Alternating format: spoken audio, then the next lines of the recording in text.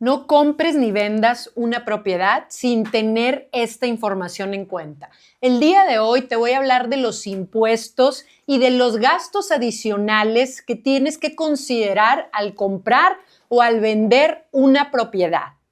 Bienvenidos a nuestro tercer capítulo de nuestro podcast Hablemos de Bienes Raíces con Katia Huitrón, un espacio pensado para poder divulgar información relevante, importante, para que nuestros clientes y nuestros amigos asesores puedan tomar buenas decisiones inmobiliarias.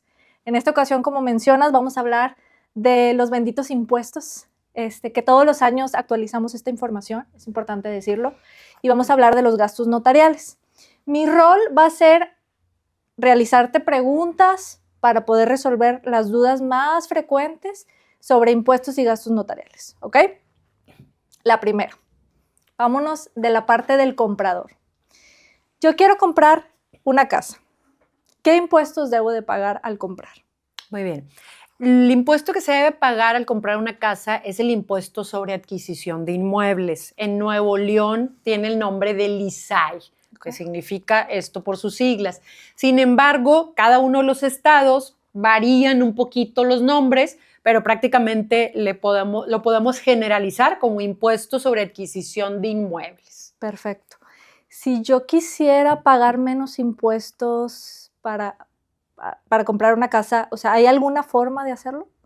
Sí, de acuerdo a la ley del Estado de Nuevo León, tenemos derecho y acceso a un subsidio. Okay. Sin embargo, no todas las personas tienen acceso a este subsidio. ¿Quiénes son las personas que sí tienen acceso? Son las personas que vayan a comprar primero, las personas que no tengan en este momento otra propiedad en el Estado. O sea, si yo no tengo ninguna propiedad en el Estado, yo puedo tener acceso a este subsidio. Este subsidio aplica, lo único que voy a pagar es una tarifa especial de 7 cuotas, que son 792 pesos. Okay. Ahora, ¿cuál es otro de los requisitos para tener acceso al subsidio? Es que en el valor de operación, en el valor de escrituración, el monto de la operación no exceda 1,238,206. O sea, a ver, la casa no debe de valer más de 1,238,206. Okay. Oye, Katia, mi casa cuesta o me la están vendiendo en 1,300,000. Ya no aplica. Okay. Tienes que pagar el impuesto y el impuesto aquí en Nuevo León es del 3%. Ok, perfecto. Entonces, si quiero comprar una casa, ¿qué más tengo que pagar aparte de impuestos? Lo que tenemos que pagar además de los impuestos son los derechos de registro y los honorarios notariales. Ok. ¿Y eso es cuánto tengo que pagar? Bueno, ya hablamos de los impuestos, que es el 3%, okay. Y un más o menos, porque cada notario hace sus cotizaciones, sus presupuestos de acuerdo a criterio, cuánto paga de renta, cuánto le paga a su gente, etcétera. Okay. Pero un promedio pudiéramos aplicar un 2.5 entre gastos notariales y derechos de registro. ¿Qué son los derechos de registro? Lo que nos cobra Registro Público de la Propiedad por inscribir nuestras escrituras. Okay. ¿Y qué gastos podemos pagar adicionalmente o tenemos que pagar adicionalmente? Si estamos hablando de que vamos a utilizar un crédito para la compra de nuestra propiedad, pues viene siendo el avalúo, ¿sí? Que cualquier institución crediticia, Infonavit, bancos, Fobistes, financieras, todo esto nos va a implicar un avalúo. El avalúo lo tiene que pagar el comprador, okay. Porque pues, se lo está exigiendo su institución financiera. El que le va a prestar. Exacto. Ok. Entonces, para hacer un ejercicio para el público, ¿cuánto me tengo que preparar si quiero comprar una casa? Y si ponemos una casa con un valor promedio en México es de 1,600,000, ¿cuánto me tengo que preparar pensando en estos conceptos que nos platicas, Katia? Sí, y esta parte es muy importante porque aunque ustedes no lo crean, o sea, la verdad sí es increíble, pero hay personas que están sentadas ya en la notaría, o sea, ya tienen la pluma ahí lista para firmar y, oiga, son X cantidad de impuestos. ¿Cómo? A mí no me dijeron que tenía que pagar eso. Pasa en la vida real, no solo en la tele, en la vida real. La gente llega a notaría sin esta información. Imagínate cómo te sentirías tú si llegas ahí y con este ejemplo que tú me estás comentando de 1,600,000, nadie te dijo que tenías que pagar 48,000 pesos de impuestos, que es el impuesto sobre adquisición de inmuebles. No sé si tú lo traigas en la bolsa regularmente esa cantidad, pero vas a decir, gracias, no puedo firmar el día de hoy, ¿no? Y de gastos de honorarios y derechos de registro, aproximadamente 40,000 pesos. A ver, entonces, de impuestos al comprar, que es el 3% aquí en Nuevo León, serían 48,000 pesos.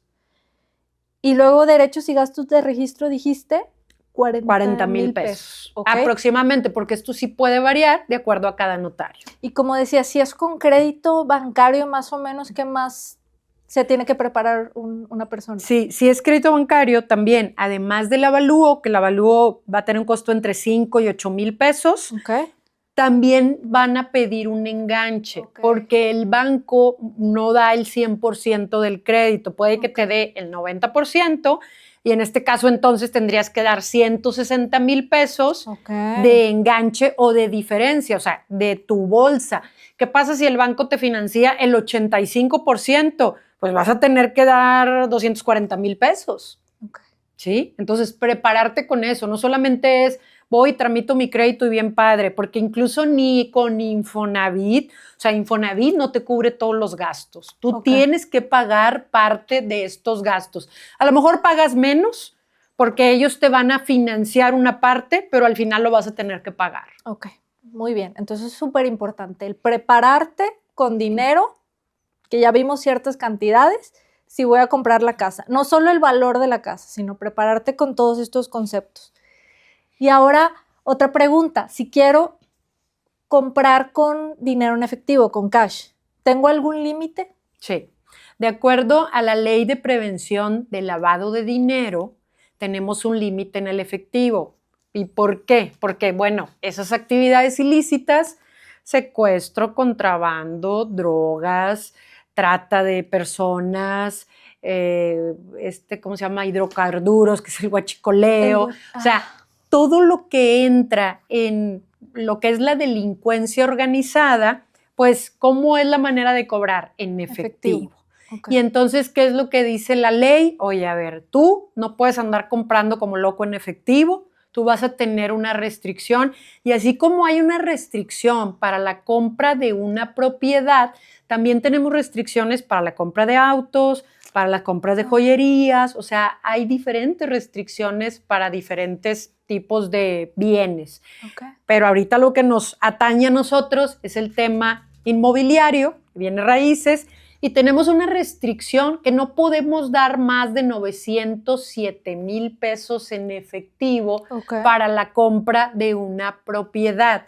¿Qué pasa si, oye, pues es que yo me dedico a vender taquitos y pues como la mayoría de la gente paga los tacos en efectivo, entonces pues yo ya tengo aquí mis 2 millones en la bolsa?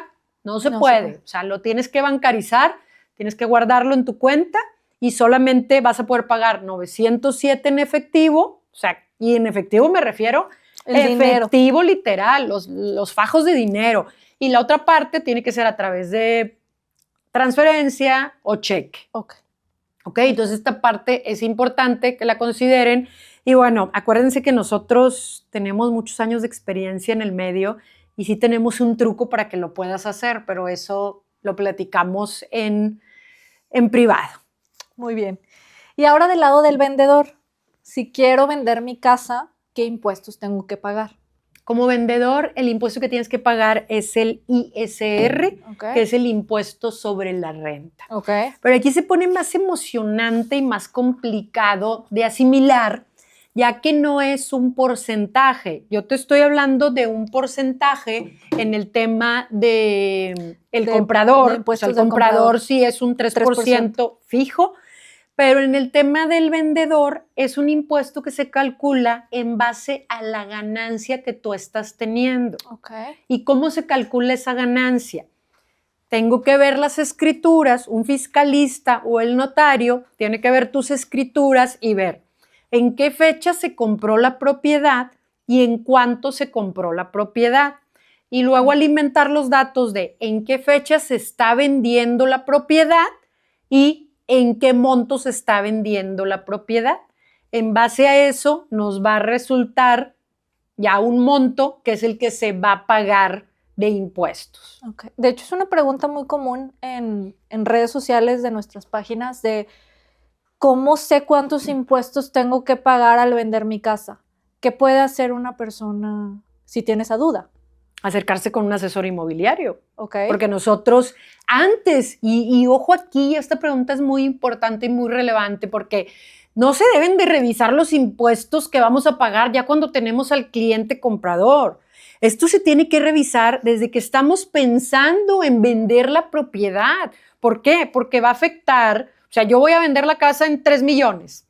Y yo ya estoy bien feliz pensando en que voy a recibir 3 millones, pero resulta que de esos 3 millones voy a pagar 200,000 pesos de impuestos. Entonces ya no voy a tener 3 millones, claro. Voy a tener 2,800,000. Entonces me debo preparar psicológicamente y mentalmente de cuánto tengo que pagar de impuestos porque también va a afectar en mi negociación. Okay. Entonces, si te asesoras con un buen profesional inmobiliario, él de entrada, desde un principio, te va a decir los impuestos que tienes que pagar o lo mejor del caso, cómo exentarlos. Porque también hay manera, esto no es un subsidio, sino una ley que nos permite... Mi siguiente pregunta, ¿cómo exentar los impuestos? Y entonces aquí, de acuerdo al artículo 93 okay. de la fracción 19, inciso A, no me quiero poner muy técnica, pero bueno, para que sepan en qué parte de la ley pueden encontrar esta información, nos dice que podemos exentar hasta 700,000 UDIs okay. cuando vendamos nuestra propiedad. ¿Y cuántos son 700,000 UDIs? A enero del 2025, el valor de la UDI es de 8.365699 pesos. Si hacemos la multiplicación, nos va a dar 5,855,989.30. Entonces, esta es la cantidad que yo puedo exentar por contribuyente. ¿Qué significa esto? Que si somos 2 personas las dueñas de una propiedad, cada una de nosotras va a poder exentar 5,055,000. Okay. Un ejemplo, si la casa cuesta 5 millones de pesos, yo puedo exentar sin problema okay. esos 5 millones de pesos. Si la casa cuesta 10 millones de pesos y yo soy única dueña, yo solamente voy a poder exentar hasta 5,855,000. De la diferencia me va a tener que hacer el cálculo el notario. Muy bien. Pero voy a pagar únicamente de la diferencia. Pero ¿qué pasa si yo soy propietaria junto con otra persona?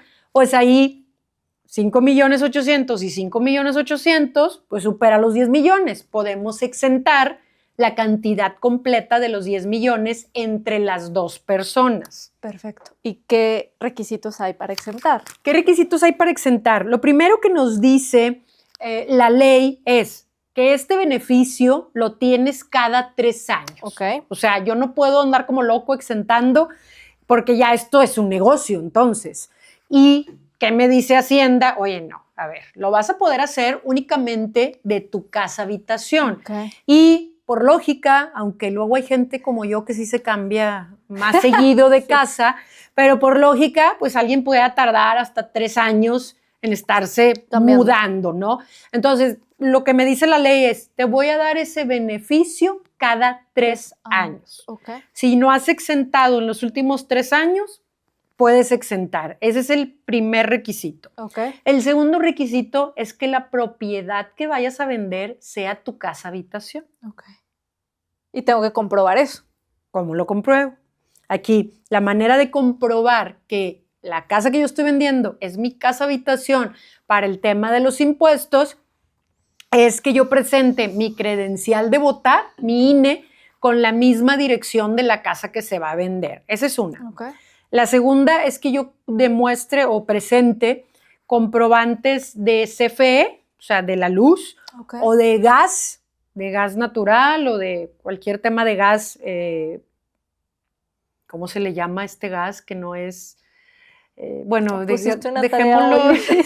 Eso no lo sabemos, pero bueno, es como la diferencia del gas butano, que viene siendo como el gas de registro, ¿no? Por llamarle de alguna manera.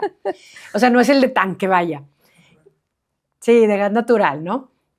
Y la otra es de telefonía fija, que ahorita pues ya digo, no se usa muy poca gente tiene en su casa telefonía fija, en los negocios sí, pero en nuestras casas no tenemos telefonía fija, pero bueno, eso puede entrar. Y aquí lo que necesitamos de los servicios son los últimos 6 recibos y que estén a nombre del titular, o sea, del propietario, de su cónyuge, de sus padres o de sus hijos. O sea, que sea en línea directa. Oye, ¿qué pasa si el recibo está a nombre de mi papá y ya se murió? No pasa nada, de todos modos funciona. Okay. ¿Qué pasa si está a nombre de mi esposo y ya se murió? No pasa nada, funciona. ¿Sí? ¿Qué pasa si está a nombre de mi hijo? No pasa nada. Porque pues se entiende que esa persona también vive en la casa. Claro. ¿Sí? Y la otra es estados de cuenta, de cuentas de ahorro o de cheques, o sea, estados de cuenta bancarios que tengan esa misma dirección o de tarjetas departamentales o tarjetas de crédito que tengan esa dirección. También presentando 6 meses.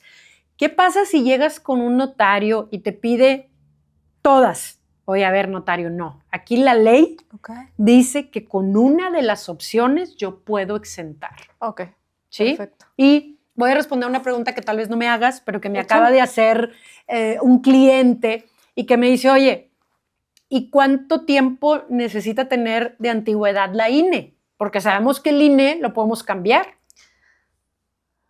Y no hay problema con la antigüedad. O sea, si a ti te la entregaron ayer, tú vienes y la presentas y con eso puedes hacer válido este beneficio. Muy bien. Entonces, en la circunstancia donde por alguna razón no puedo exentar porque acabo de vender, ¿hay alguna otra forma que yo tenga para pagar menos impuestos? Sí, es a través de un avalúo referido. Lo que vamos a hacer es una estrategia fiscal en la que vamos a hacer con nuestros contactos que son corredores. Aquí no entra cualquier perito evaluador, tiene que ser un corredor.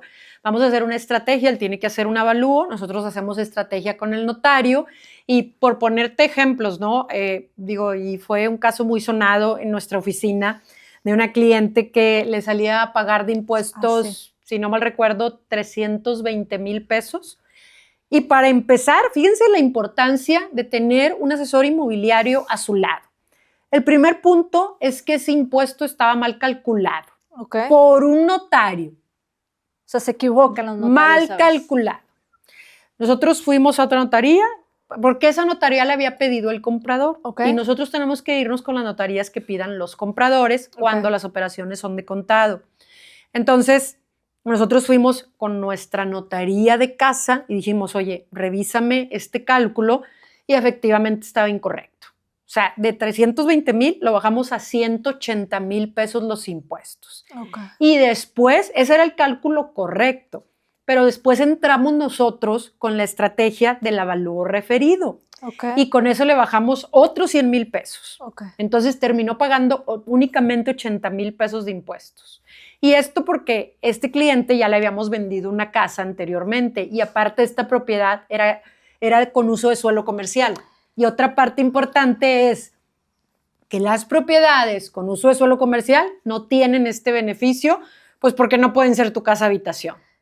Ya, claro. Tiene que ser uso residencial porque es donde vives. Pero sí te podemos ayudar con una estrategia, con un avalúo referido para que pagues menos impuestos. También a veces te salen 40,000 pesos de impuestos y con la estrategia le bajamos a 20,000. O sea, realmente para que pagues lo menos que se pueda. Yo creo que con todo ese ahorro me pagas a mí los honorarios. Sin problema. Hay un impuesto que muchos desconocen y de pronto cae de sorpresa, que es en ciertos casos donde se pacta un monto por la propiedad, un valor de operación ya está pactado y en el proceso, en el avalúo, el monto de avalúo sale más alto que lo que se pactó. Ahí, ¿qué pasa? Ese es un tema tan complicado que a veces hasta los asesores más experimentados no pueden responder. Está así. Y tú pusiste un escenario, pero hay dos escenarios. Ok. Tú pusiste el escenario en qué pasa si mi propiedad me la están vendiendo en 2 millones, pero el avalúo dio 2.100.000. 2 millones 200. Pero no es el único escenario.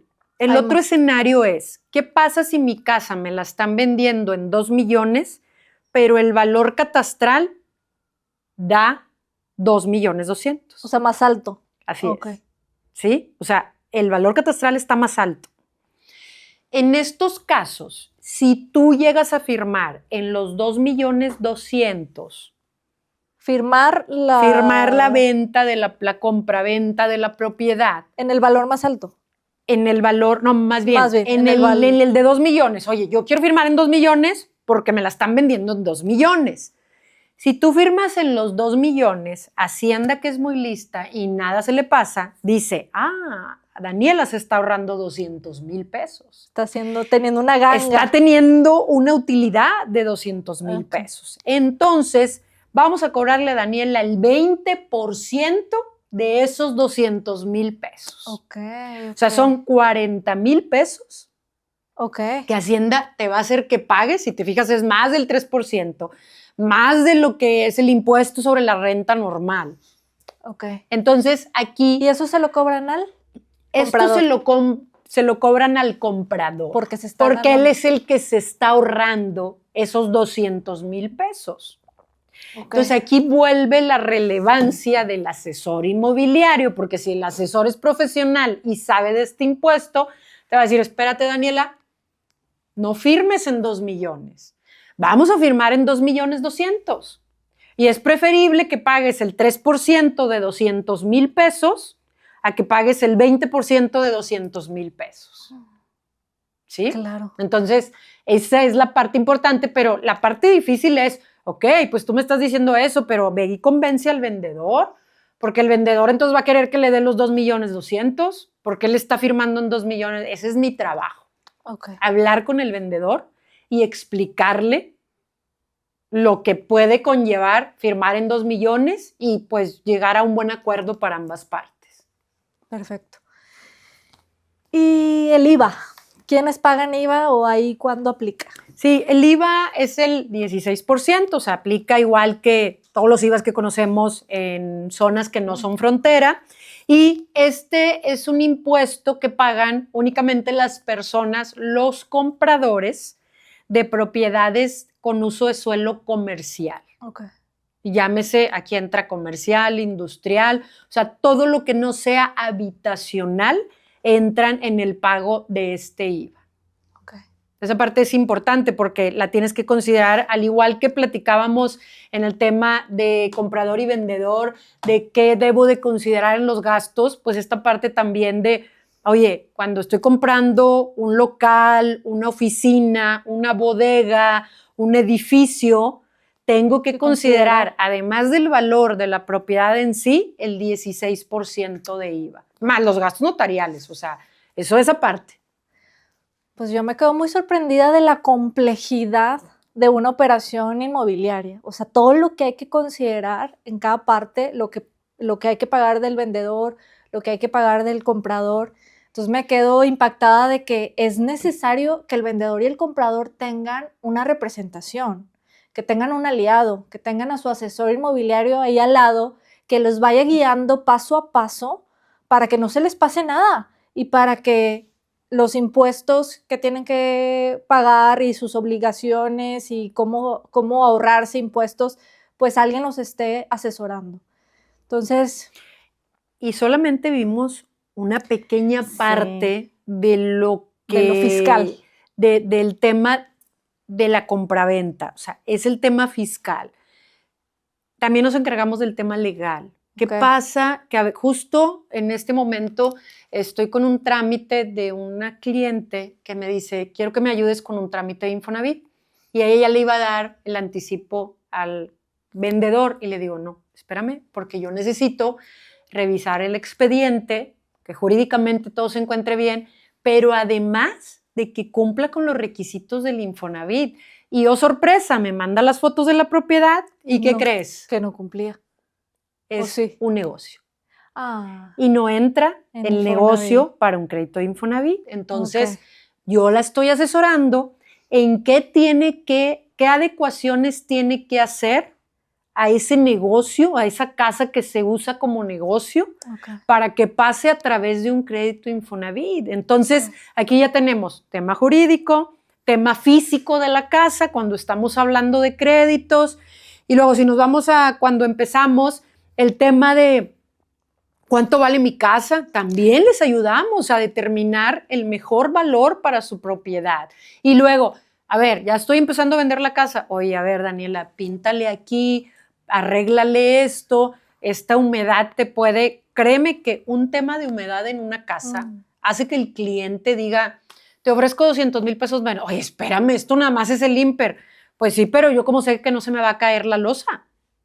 Entonces, desde el inicio los llevamos de la mano hasta la firma de escrituras realmente, pero sí son muchos temas los que hay que ver en una compraventa. Que pensando en el tema legal y jurídico, ahora con la reforma notarial, están pidiendo más requisitosos al vendedor, a la parte vendedora de comprobar que sí es su casa para prevenir fraudes. Exacto. Y de hecho, los requisitos van para ambas partes. Se ve más cargado del lado del vendedor, pues porque estamos hablando de escrituras, ya nos están pidiendo lo que son escrituras originales o copias certificadas, que el predial sea la boleta original y si no, que también la certifiques. Y bueno, y si no tienes esto, ¿qué tenemos que hacer? Bueno, tenemos certificaciones, pero aparte nos piden recibos de años anteriores y todo con la intención. Digo, aquí la verdad es que luego siempre vemos el vaso medio vacío en lugar de verlo medio lleno. Y yo creo que esto es un avance positivo porque sí hay muchos fraudes de suplantación de identidad. Entonces, este es buen trabajo de gobierno que está pidiendo cada vez más requisitos, pero son requisitos muy sencillos. Entonces, se cumplen esos requisitos y yo como comprador, pues también tengo mayor certeza de que la operación que estoy haciendo es una operación segura. Que al comprador también revisan su identificación. Su identidad, o sea, ambas partes en la firma tenemos que hacer la validación de las huellas, de la identidad. Si no funciona la maquinita, te vienes al día siguiente porque no me puedo arriesgar. Entonces, por eso te digo que los requisitos son para ambas partes, pero todo con la finalidad de proteger el patrimonio de las personas. Perfecto, Katy. Pues si no tienes nada más que agregar, ¿qué más podamos, creo que abarcamos muchos temas y lo de los impuestos creo que lo explicaste muy bien, pero pues nada más agradecerte y invitarlos a todos a que si van a hacer una operación inmobiliaria que se acerquen a un experto porque son temas muy complejos y el experto te va a guiar, te va a ayudar, te va a traer de la mano para que todo salga bien, para que salga con éxito la operación.